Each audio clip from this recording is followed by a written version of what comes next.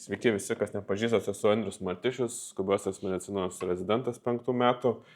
Šiandien šiek tiek pakalbėsim apie apsunkintus kvėpavimo takus. Tai norėčiau pradėti nuo atvejo. Tai 60 metų vyras, 2-3 dienas skaudėjo gerklę, karščiavo iki 38,5. Šiandien kreipėsi į savo šeimos gydytoją, įtarė laringitą, paskyrė amoxiklavą. Ryte dar ten sugebėjo vieną tabletę išgerti, bet į vakarą jau darosi sunkiau kvėpuoti ir tos jau antros tabletės nebesugebėjo išgerti, dėl ko išsikvietė GMP ir buvo atvežtas į skubios pagalbos skyrių. Pacientas yra didesnio kūno sudėjimo, gali būti tik sėdimai padėty, sunkiai kvėpuoja su 15 litrų, išpiltas toks šalto prakaito, girdisi pašaliniai garsai, stridoras, su to 15 litrų pasiekė tik 92% saturacija. Buvo pakviestas gydytojas floristas, ten apžiūrėjo jį ir mato, kad yra gerklų edema, paburkęs kairys antgerklio kraštas, balso plyšio įvedinti negalima, rekomenduota skubiai intubuoti, kol dar galima, padaryti kompiuterį dėl galimo absceso, ir atiduoti reanimaciją. Čia padarysiu tokią pauzę, dėl ko apie šitą pristatymą dariau. Tai pradžiai esmė tame, kad kai sužinojau, nes šiandien buvo, ne mano pacientas buvo, tiesiog kadangi reikia intubuoti, aišku, perdavė skubukui, tai aš jaučiausi taip, kad dar darbas nepadarytas, bet jau valio, gerai gausim intubuoti, smagu, bet apie pacientą nelabai pasigilinau, turbūt nebūčiau taip jautęsis, kai žinau, kad balso plyšio nesimato. Ir turbūt kaip ir su visais atvejais, kai Karolis paprašė pasiruošti kažkokį pranešimą Grano Ransams, tai kai galvoju kažką turbūt prisimenu savo prašiausius pacientus, prašiausius atvejus, nelaimėjimus. Tai turbūt dėl to ir pasirinkau šitą temą.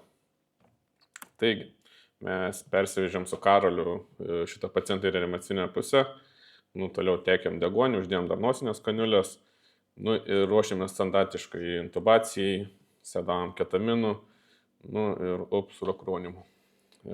Įsėdėm video laringoskopą, biški buvo tokio pūlingo gleivingo sekreto, atsisribėm, ir matom vaizdą. Tai vienas iš tų vaizdų, kurį aš norėjau pamatyti, ir vienas iš tų vaizdų, kur aš pamačiau, kur balso plyšia, čia ne to paciento vaizdai, čia iš Google išimti, nes dar matosi čia buža, kažkur bent jau mato, kur ves aš to nemačiau. Nežinau, jeigu YouTube kelsit, tai gali demontizuoti, nes aš atvirai skau, bibijas. Tiesiog į tave žiūrėjo, anesteziologas sakė šikna, dėl terminų nesiginčysiu. Tai turim tokį vaizdą ir suprantam, kad žmogus jau yra užmigdytas, relaksuotas ir pats nebekvėpuoja. Tai ką darėm, tai vis tiek bandom intubuoti, nepavyksta, bandėm pravesti bužą, nepavyksta, tada užsidėjom orofaringinį, užsidėjom kaukę, bandom ventiliuoti, kviečiam floristą, kviečiam anesteziologą. Kai atėjo kolegos, saturacija buvo apie 40-60. Tai, kaip sakiau, ateina anesteziologas, dar irgi pabando su video laringoskopu intubuoti, vėl nepavyksta. Darom kriko, aišku, kaip sakiau, pacientas stambesnis, aišku, kaklas trumpas, stambus, nesijaučia ten jokių membranų, pjauna, sunkiai randasi, šiandien tai pavyksta įvesti tą 6,0 vamzdelį, sunkiai ventiliuojasi. Panašu, ten buvo paburkę ne tik tas balso plyšys, bet ir toliau visos gerklos trachėja. Ir kas toliau? Saturacija dar pakrito, pagaivinom porą kartų po 10 minučių, suorganizavo operacinę, nuvažiavo į operacinę, dar prie operacinės 10 minučių pagaivino. Ir jau tada jau suformavo tokią stomą, pradėjo lengviau ventiliuotis, bet saturacija, degonės poreikis vis tiek išliko labai didelis. Ir tada vėl čia pagalvoti, ką galėjom padaryti geriau. Tai kaip visada turbūt pasiruošimas yra didžioji dalis darbo, ypač su procedūrom, kaip pasiruoši, taip ir turėsi. Tai kalbant apie kvėpavimo takus, turbūt intubacijas ir tokias sunkes, tai pirmas klausimas mums yra anamnezė paciento, gal jis jau turėjęs sunkių kažkokių kvėpavimo takų, gal turėjęs operacijų, gal turėjęs tracheostomą, kuri reiškia, kad gali būti jau susiaurėję kvėpavimo takai. Dabar ar nėra kažkokio naviko cerebrito absceso kakle, kuris mums gali spausti, deformuoti anatomiją arba trukdyti atlikti kriko. kiek tas judrus jo kaklas apatinis žandikaulis, ar nėra traumas, kas vėlgi mūsų apsunkins viską. Nu ir dėl krešumo sistemos, ar įkišus videorangoskopą ne viskas bus kraujyje ir nieko nematysim, tas pas ir su tiesioginiu. Tada yra amerikiečių pneumonikos, kurios mums leidžia įsivertinti ir numatyti, kad galimai bus sunkus kvėpavimo takai, tai lemon, tada, kad gali būti sunku jį ventiliuoti, gali būti sunku įkišti laringinę kaukę arba gali būti sunku padaryti kriko. Nu, tai visose veikiuose yra, kad nutukimas yra rizikos faktorius, amžius daugiau negu 55 metai, kaklo judesiai riboti, mažai įsižioja, mažai matosi burnos, vyresnis amžius kalbėjom, dantų nėra. Vienas iš kurių kartojasi testų ir vienas specifiškiausių tai yra upper lip bite testas, tai sugebėti savo lūpą viršutinį įsikasti. Tai nuo klasės 3 jau tikrai reikėtų įtarinėti, kad bus sunkus kvėpavimo takai. Tada pasiruošimas iš intubacijos pusės, tai ir dažniausiai mėgsta čeklistus, turėtų pasiruošti viską prieš intubaciją, visus sąrašus, prioksigenuoti pacientą bent 3 minutės, kad ne tik, kad saturaciją pasiekti aukštą, bet kad tą azotą iš plaučių išvalyti, kad turėtume kuo ilgesnį laiką, kaip užtikrinti kvėpavimo funkcijas, tai sipapas arba aukštos high flow nose canulės, tai nosinės kaniulės su dideliu kiekiu deguonies. Paciento būklę optimizuoti prieš intubaciją, nes viena iš dažniausių komplikacijų tai būna hemodinamikos nestabilumas, kai mes suleidžiam propofolio, tarkim, ir nukrenta spaudimas. Monitoriai, įranga dažniausiai, kas gerai susiruošiam, vaistukus susiruošiam, rolės, tai dažniausiai aišku, kas intubuoja, kas asistuoja, kas už vaistus monitorius, runneriai, tai tokie vadinami, kaip būtų koks pagalbinis darbuotojas, kuris gali nubėgti ir kažką pakviesti, atnešti, toks papildomas šalia esantis žmogus. Ar reikia pagalbos, laiko, kas fiksuoja laiką. Ir garsiai išdėstyti savo planą A, B, C, D, ką darysim, jeigu tas nepavyks. Tai čia yra Anglijoje egzistuojančios sunkių kvėpavimo takų asociacijos gairės, kai ruošiesi intubaciją ir staiga supranti, kad kvėpavimo takai bus sunkesni negu tu galvoji. Tai pirmas žingsnis, aišku, yra kviestis pagalbos. Tai čia ar vyresnis skyriuje, ar mes turim galimybę išsikviesti anesteziologą reanimatologą. Tada dėl intubacijos, tai jeigu geriausia būtų su videolaringoskopu, taikyti neuromuskulinę blokadą, sekti laiką, aišku, visos intubacijos metu tiekti deguonį toliau. Ir yra tie 3 bandymai plus 1. Tai 3 bandymai, esmė tame, kad kiekvienas bandymas, ypač jeigu toks suboptimalus, pabandai, nepavyko, blogina ir mažina tikimybę, kad kiti bus sėkmingi, nes kiekvienas tas pabandymas didina edemą, tinsta, dar gali pakraujuoti ir tiesiog blogini savo galimybės. Tai geriausiai būtų vis dėlto iš pirmo karto, bet ir jeigu toks matai suboptimalus, iš vis gali nereikėtų bandyti. Tada su kitu kartu nebandom vėl tą pačią, bandom kažką keisti. Paciento padėtį, bužą pridedam, gal paspausti ten gerklę, gal kaip tik nuims spaudimą, kažką keičiam, arba tą patį intubuotoją. Nebandom vėl iš to pačio, kad gal šį kartą pavyks. Ir pabandėm 3 kartus. Ir tas plus 1 tai yra jau duoti tikrai patyrusiam žmogui, profesionalui intubuoti. Nepavyko, deklaruojam, kad nepavyko intubuoti, jau ieškom kriko rinkinio ir pereinam prie savo plano B. Planas B tai būtų laringinė kaukė, tai to antros kartos vadinama, tai mes jas turim, iGelai, kurių pliusas yra, kad ten yra toks atskiras sportas šiaip nusiurbimai, jeigu būtų kažkoks turinys iš skrandžio. Tai pabandom irgi iki 3 kartų, kad matom, kad tikrai ventiliuoja, skyla. Jeigu iš 3 karto nepavyksta, tai jau kriko rinkinį galim atidarinėti ir judam prie savo plano C.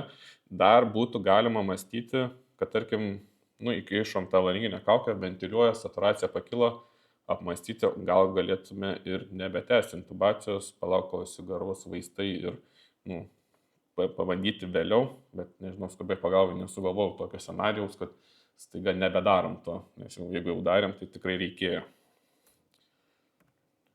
Tai planas C, nepavyko su laringinė kaukė, bandyti ventiliuoti su kaukė ir arba ambo maišu, arba su aparatu. Rekomenduoju irgi atpalaiduoti raumenis ir geriausia būtų turbūt 2 žmonėm, kad vienas grinai spaudžia kaukę prie paciento, o kitas atsakingas būtų už ambo maišą. Vėlgi pabandom, bet kaip sako, dažnai šitas žingsnis baigsis kriko, tai tikrai kriko jau atsidarę esam, bandom, vėlgi yra galimybė galvoti, gal reikėtų reversuoti tą sedaciją, bet sakau, aš nesugalvojau tokio atveju, kad mes nebedarom to. Ir planas jau D, tai yra krikotomija. Tai čia surašyta ekvimentas, tai labai paprastas, skalpelis, bužas ir mūsų 6-0 dažniausiai vamzdelis intubacinis.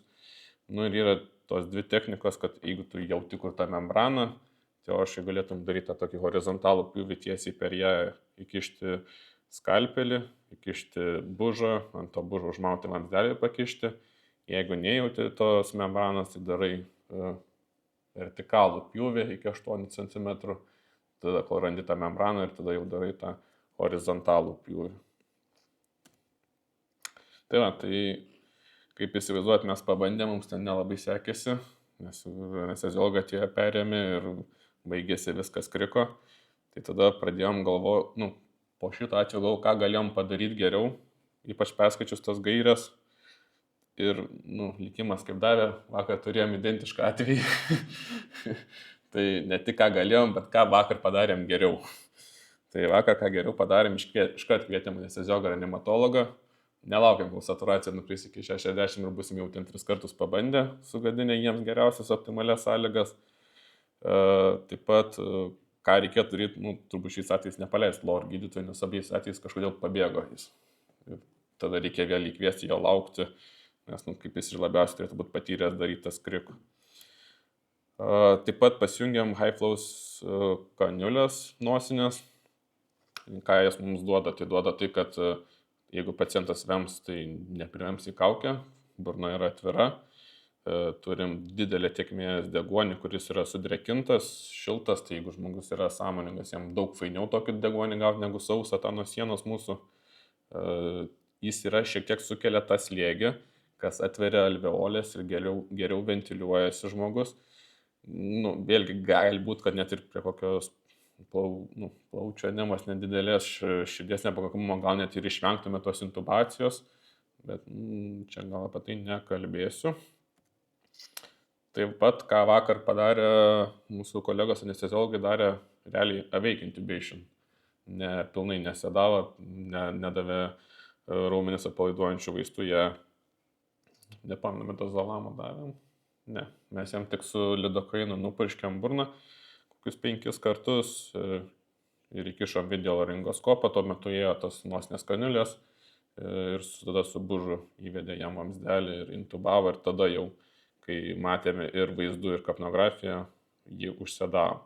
Tai awake intubation tikrai būtų galima bandyti, ypač šitais epiglotito arba gerklų edemos atvejais, kur kvėpavimo takai tikrai bus sunkus, kad pabandyti gal šiek tiek, nesimato tas mano pelės, čia taip įdomiai, nuo pačios taip einant, viskas ratu, bet realiai prasideda galvoti apie šiokią tokią sedaciją, gal midazolamą duoti nedidelį kiekį, kad pacientui ramiau. Tada jeigu leidžia laikas lidokaino purškimas 20-30 kartų per 5 minutės, ypač įkvėpimo metu, kad tiesiog nujautrint viską, tai maksimali dozė būtų 9 mg, tai mes turim lidokaino 4,6 mg purškime, tai būtų apie 150 purškimų, tai turim erdvės, galim purkšti drąsiai. Oksagenuoti irgi siūlo tas nosinės kaniulės high flow. Ir vėlgi, tos technikos turbūt yra 2. Viena, kur vakar matėm, tai su videolaringoskopu, tiesiog kaip paprastai intubacija būtų, kita yra su bronchoskopu, bet su bronchoskopu irgi reikėtų dirbti ir mokytis. Tada irgi, jeigu, tarkim, laikas leistų, pasižymėti kriko vietą. Tai kriko vieta, jeigu čiuopėsi viskas valio, bet tarkim nesičiuopė, tai būtų tiksliau ir rekomenduoja pabandyti tai padaryti su ultragarsu. Tai, jau dar kokybė prastesnė, tai čia, jeigu matosi tokie dešiniai pusiai rutuliukai, ten yra trachėjos žiedai, tada eina skydinė kremzlė, meta šešėlį ir tada tarp jos yra prieskydinė kremzlė ir tarp jų yra ta membrana. Tai būtų galima iš karto su markeriu pasižymėti, tikrai ultragarsu žinom, kur ta vieta, o ne tai, kad čiuopiam ir galimai čiuopiam. Nes jeigu yra sutinės kaklas, storesnis žmogus, sunkiai labai užsičiuops. Tai kai baigėsi tam pacientui, tai tas pacientas, kaip sakiau, suformavo tracheostomą, pateko į reanimaciją. Ten reanimacijai visą laiką būklė buvo sunki. Kompiuterį išryškėjo dar dėl to deguonies poreikio postsanoksinės encefalopatijos požymiai. Ir jis po 5 dienų tiesiog įvykus smegenų edemai pastrigo tos smegenys ir žmogus mirė. Tai dėl to turbūt ir norėsiu žinot, ką geriau galėjom padaryti ir ką vakar padarėm, kiek matėm, kol kas viskas gerai, laikas parodys, kaip ten toliau sekas tam žmogui. Tai šaltinis, kaip ir sakiau, yra visa Anglijoje egzistuojanti asociacija, kuri domisi ir atnaujina ir kas keletą metų savo gairias, ir ten yra gairias ir nešiosiom, ir žinant, kad bus sunkus, ir nežinant, ką pamato apie veikiantį intubation. Tai jeigu kažkam įdomu, yra linkas.